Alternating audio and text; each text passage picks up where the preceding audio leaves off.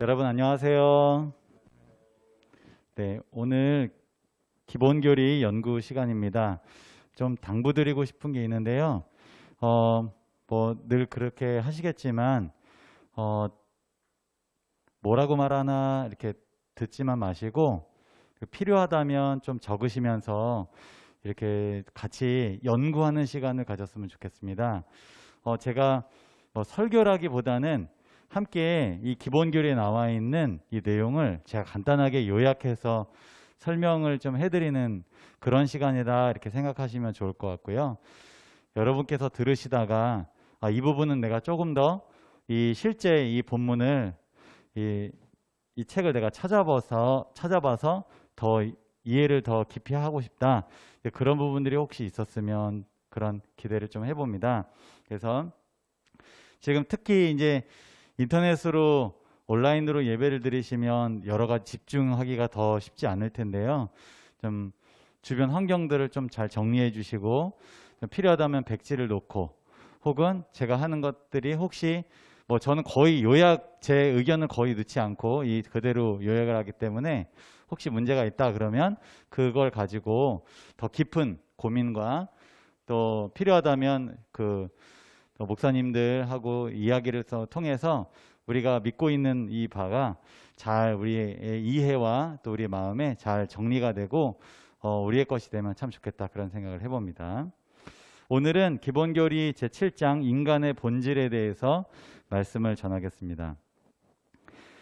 이 제7장 인간의 본질은 총 5개의 소주제로 이루어져 있습니다. 첫 번째는 인간의 기원에 대해서 설명을 하고 있습니다. 두 번째는 인간의 구성 요소, 그리고 유기적 통일성, 그러니까 무엇으로 이루어졌으며 그것이 통일성으로 서로 통일성을 이루고 있다. 이걸 설명하고 있습니다. 세 번째는 하나님의 형상으로 창조된 인간에 대해서 설명을 하고 있고, 네 번째는 인간의 타락에 대해서 설명을 하고 있습니다. 다섯 번째는 타락한 인간에게 허락하신 하나님의 은혜의 언약에 대해서 설명하고 있습니다. 하나님께서 만드신 최고의 걸작품이 여러분들 다 아시다시피 사람입니다. 그런데 오늘날 수많은 사람들이 인간은 하등동물로부터 기원했다. 이렇게 그리고 수십억 년이 소요된 자연적 과정의 산물이다라고 믿고 있습니다. 이것도 하나의 학설인데 이것을 그냥 그대로 받아들이고 있습니다. 하지만 이러한 진화 사상이 성경의 기록과 조화되지 않다는 것 여러분들 다 아시리라 생각합니다. 그렇다면 인류의 기원은 어디서 볼 수 있냐, 찾아볼 수 있냐? 하나님의 회의에서 찾아볼 수 있습니다. 하나님께서는 창세기 기록에서도 알 수 있듯이 우리가 사람을 만들자 이렇게 말씀을 하셨습니다. 이게 인간의 기원이죠. 하나님께서는 흙으로 사람을 만드셨는데요.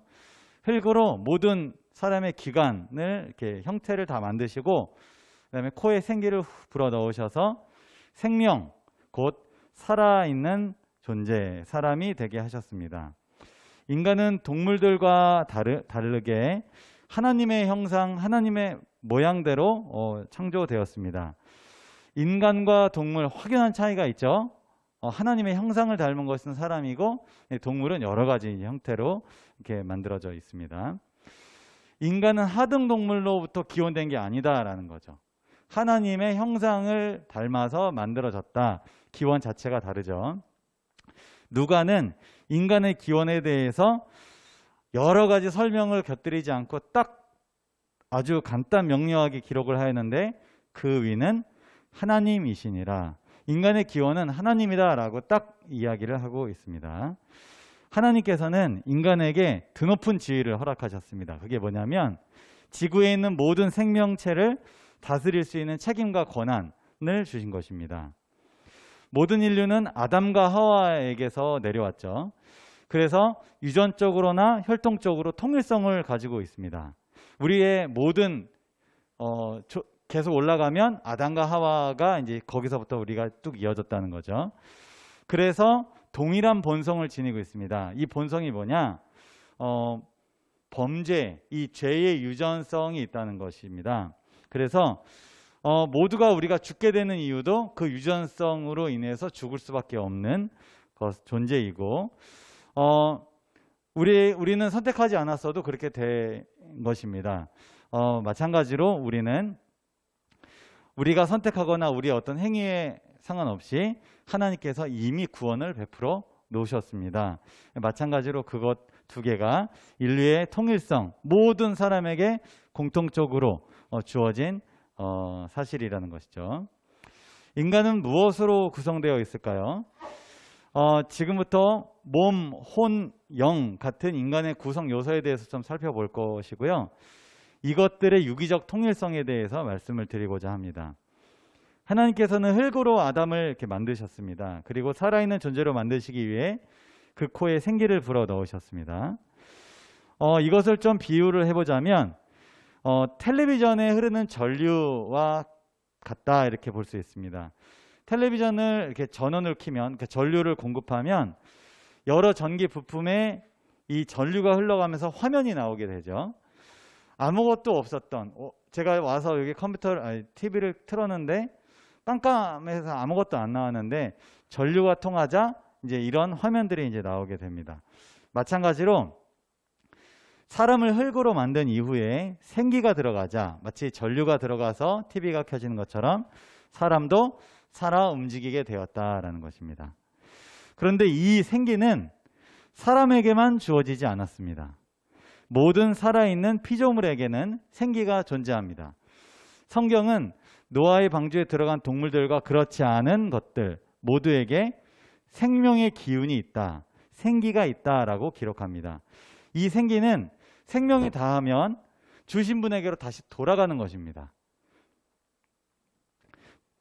이것을 알게 되면 이걸 이해하기가 쉬운데요. 영혼이 육체에서 벗어나 분리된다라고 주장하는 소위 영혼 분리 혹은 유체 이탈 이런 것은 성경의 그 근거를 찾을 수가 없습니다. 많은 사람들이 알고 있는 귀신, 즉 인간의 육체와는 구별된 실체로서의 혼이 따로 존재하는 것이 아닙니다. 귀신은 존재하는데 이것은 타락한 천사들의 역사일 뿐입니다. 성경은 인간의 본질을 영, 혼, 몸으로 봅니다. 먼저 영에 대해서 살펴보겠습니다. 영은 인간에게 부여된 고차원의 지성적 본질로 이해할 수 있고요. 그 다음에 인간은 영을 통해서 성령 하나님과 교통을 할 수 있는 것입니다. 그 다음으로 혼은 본능, 감정, 욕구 등 이것을 통해 표출되는 인간의 본질이라고 할 수 있습니다. 마지막으로 몸은 살, 피, 뼈와 같은 신체 조직이라고 할 수 있습니다. 영, 혼, 몸 이것이 인간의 구성 요소라는 거죠. 바울은 첫 번째로 영을 언급했고 그 다음에 혼을 언급했습니다. 그리고 마지막으로 몸을 언급을 했는데 이 순서는 결코 우연이 아닙니다. 이게 무슨 상관관계가 있고 어떤 유기적 통일성을 갖고 있는지, 영이 성화될 때 하나님께서 그 영에 임하시면 지성은 이 신적 지배하에 있게 됩니다. 이 영성이라고도 하죠. 이 영이 하나님의 감동을 입으면 이것은 어떤 이 지성이 이제 생겨나는데 이 지성이 어디에 영향력을 이렇게 끼치냐면 우리의 혼에 영향력을 끼칩니다. 곧 욕구, 느낌, 감정이 이 영에 의해서 지배당하고 영향을 받는다라는 것이죠. 이런 것을 이제 성화라고 이제 말을 할 수 있는데요. 이 성화가 그 속에서 일어나고 있는 사람은 자신의 육체를 손상시키지 않을 것입니다. 이렇게 함으로 그의 육체적 건강도 함께 증진될 것입니다. 영혼, 육 이 세 가지가 밀접하게 협력하여 작용하면서 서로 공감적 관계를 나타내고 있습니다. 한 분야의 결함, 한 분야가 약간 문제가 생기면 다른 두 분야에 피해가 있게 됩니다. 기능 상호 간에 영향을 끼친다는 것은 우리가 이 기능들을 최적의 상태로 두어야 할 신성한 의무가 있다라는 것을 상기시켜 줍니다. 이렇게 하는 것, 이 세 가지를 잘 우리가 유지하고 관리하고 향상시키는 것, 이것이 하나님의 형상으로 회복되는 일이다라는 것이죠. 인간이 하나님의 형상으로 창조되었다는 것, 이게 무슨 뜻일까요? 전도서에서는 인간을 정직한 존재, 곧 도덕적으로 고결한 존재라고 말하고 있습니다. 동물들은 도덕적이지가 않죠.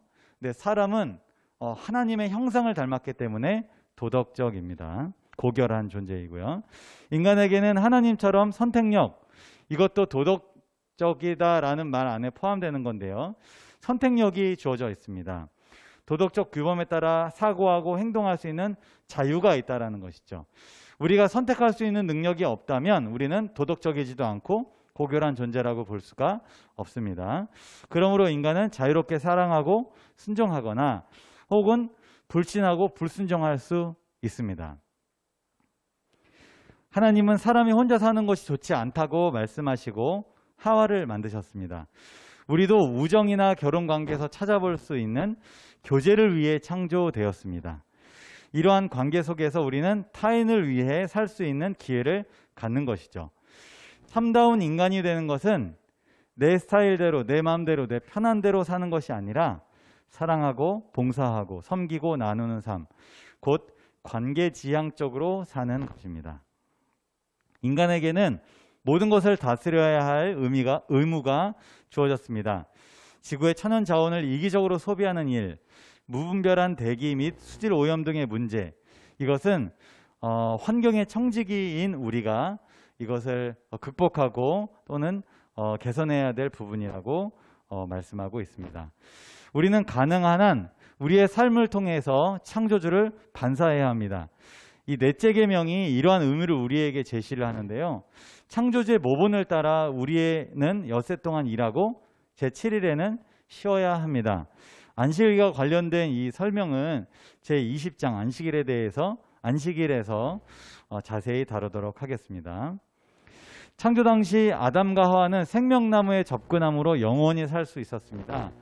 그러나 그들은 범죄한 이후에 더 이상 생명나무에 접근할 수 없었고 그들의 불멸성은 사라지고 말았습니다. 죄의 창시자는 천사들 가운데 최고의 지위를 가졌던 루스벨입니다. 그는 하나님 정부에서 자신이 가지고 있는 지위에 불만족하였습니다. 그리고 하나님의 지위를 탐내기 시작했죠. 이 타락한 천사는 우주를 장악하려는 시도로 동료 천사들 사이에 불만족의 씨앗을 뿌렸고 많은 천사의 동조를 얻게 되었습니다. 그 결과로 빚어진 하늘의 싸움에서 루스벨은 그의 천사들과 함께 하늘에서 추방되는 결과를 얻게 되었습니다. 사탄은 하늘에서 쫓겨난 이후에 반역을 단념하지 않았습니다. 이 땅에서 그는 하나님 정부에 대항하여 사람을 유혹하기로 결심했습니다. 자기의 반란에 가담시키려고 노력을 하였습니다. 사탄은 뱀으로 가장하였고 하와에게 접근한 뒤 그녀를 유혹하였습니다. 안타깝게도 하와는 하나님의 말씀보다 자신의 판단력을 신뢰하였습니다. 하나님의 말씀에 대한 믿음의 붕괴가 일어났고 불순종으로 이어졌습니다. 그 결과 하나님과 인간의 관계는 깨어지게 되었으며 결국 하나님과 사람 사이는 멀어지게 되었습니다. 죄의 결과는 무엇이었을까요? 죄는 아담과 하와에게 수치감을 가져다 주었습니다. 그 전에는 너무나 행복되는 죄에 대한 정의를 다음과 같이 내리고 있습니다. 죄는 하나님께서 특별히 명령하신 것을 행하는 데 등한히 한 것이나 혹은 그분께서 특별히 금지하신 것을 행하는 것 등 알고 있는 하나님의 뜻으로부터 이탈하는 것입니다. 그런데 예수 그리스도께서 구체적이고도 가시적인 범법 행위뿐만 아니라 화를 내는 것, 음욕을 품는 것 등 죄에 대한 생각과 욕구까지도 죄라고 말씀하셨습니다. 죄는 죄책을 가져옵니다. 죄책감은 제대로 처리하지 못할 경우에 이것이 육체적, 정신적, 영적 기능들을 고갈시킵니다. 이런 죄책감에 대한 해독제가 있습니다. 그거 무엇인지 아십니까? 바로 용서입니다. 죄인이 용서를 받으면 청결한 양심과 마음의 평화를 얻을 수 있습니다. 예수 그리스도께서는 이러한 죄의 짐을 지고 죄책감에 시달리는 인류에게 자비스러운 초청을 하고 계십니다. 수고하고 무거운 짐진 자들아 다 내게로 오라. 내가 너희를 쉬게 하리라. 어떤 사람은 아담과 하와가 이 선악을 알게 하는 나무의 이 열매를 먹은 것에 대해서 사형 선고를 받았잖아요. 너무 가혹하지 않은가라고 생각을 합니다. 그러나 죄의 심각성을 살펴보면 인류에게 죄가 끼친 영향력을 보면 제대로 이 대처를 헤아릴 수 있습니다. 아담과 하와의 첫 아들 이 가인이 아벨을 죽이는 일이 발생하게 되었습니다. 그리고 그들의 후손이 일부 다처로 신성한 결혼 제도를 범하게 되었습니다. 오래지 않아 온 땅은 사악함과 폭력으로 가득 차게 되었습니다. 구약 성경과 신약 성경의 이 기록을 보면 아담의 후손들은 모두 죄된 본성을 나누어 갖게 되었다라는 것을 말하고 있습니다. 즉 죄의 본성은 선천적으로 타고난 것이라는 것이죠. 자기 자신의 힘을 통해서 의로운 생애를 살고자 하는 모든 노력은 애초부터 실패하게 되어 있습니다. 오로지 하나님의 능력을 통해서만 우리는 죄에서 벗어날 수 있습니다. 영적인 거듭남은 삶을 변화시킵니다. 그래서 우리는 새로운 피조물이라고 말할 수 있는 것입니다. 비록 인간이 죄로 인해서 타락을 했고 손상되긴 했어도 하나님의 형상이 완전히 지워지거나 사라진 것이 아닙니다. 인간의 본성은 물론 신성보다 못하지만 아직 그는 지상의 피조물들을 돌보는 하나님의 대리자입니다. 하나님께서 타락한 부부의 죄에 대해 형벌을 내리시기 전에 그분은 그들에게 은혜의 언약을 제시하심으로 소망을 주셨습니다. 이 기별에 나오는 뱀은 사탄입니다. 여자는 하나님의 백성을 의미하죠. 즉 사탄은 결국 패배할 것이다 라는 선언입니다. 여자의 후손인 예수 그리스도는 십자가에서 죽임을 당하셨는데 이것은 죄의 값을 지불한 것이므로 승리하신 것입니다. 반대로 사탄은 예수 그리스도께서 십자가에서 죄의 값을 지불하셨으므로 패배한 것이 됩니다. 그런데 이 은혜의 언약이 타락 후에 개발된 것이 아닙니다. 성경은 창조 이전에, 죄에 있기 전에 이미 하나님이 당신들 사이에 인류가 죄에 빠질 경우를 위해 그들을 구출할 것을 언약하셨다라고 말합니다. 그런데 인간은 이 엄청난 은혜의 언약을 홍수를 전후하여 거절을 하였습니다. 그러나 하나님께서는 아브라함을 통해서 다시 언약을 제공하셨습니다. 그러나 이스라엘은 이것을 행함으로 말미암는 언약으로 왜곡시켰고 이제 타락한 인간의 유일한 소망은 새 언약밖에 남지 않았는데요.